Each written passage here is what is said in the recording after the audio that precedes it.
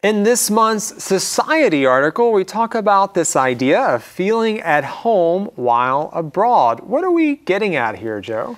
Well, just like the title says, feeling home while abroad is, you feel at home within places you're familiar with your home country, but you can still have that at-home feeling in a different place, in a different country. And so you go and maybe you study abroad or you work abroad, but after a while, you kind of feel at home even in that foreign environment. That's right. Does this idea or concept resonate with you, Joe? Oh, totally.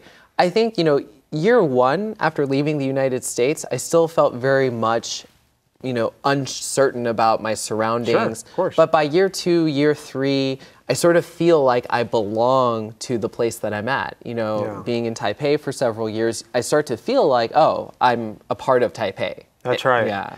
Well, we use this term in the article called multilocalism. I had never heard of this before. Had you? No, I hadn't. This is a very kind of new term for me. What is this idea? What's the meaning of it? So here, what I find really fascinating about it is the idea that, so one, it's about experiencing multiple locations in a very deep way. So you go somewhere and you don't just go to the tourist spots or the main destinations, but you really dig down and try to find that authentic kind of culture. Like, what are locals really doing? What do they care about? Where do they go? Because when you move to a new place, you can decide to kind of stay with what you're familiar with and stay around people that you're familiar with, or get out into the culture and learn some new things and kind of try to fit into the culture that you are living in, right? Right. And I think the other side of it, and we kind of talk about that in the article, is how you start to have a sense of belonging in different places. So maybe you're in London for quite a while and you feel like, oh, I'm a part of London. Right.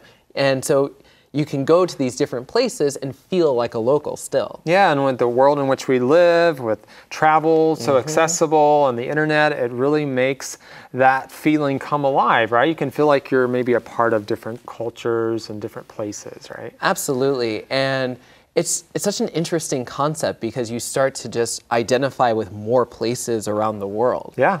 Well, Joe, as we come to an end, I want to ask you about the fact that you've lived outside of the United States now for several years. When you go back there, do you ever have sort of a reverse culture shock?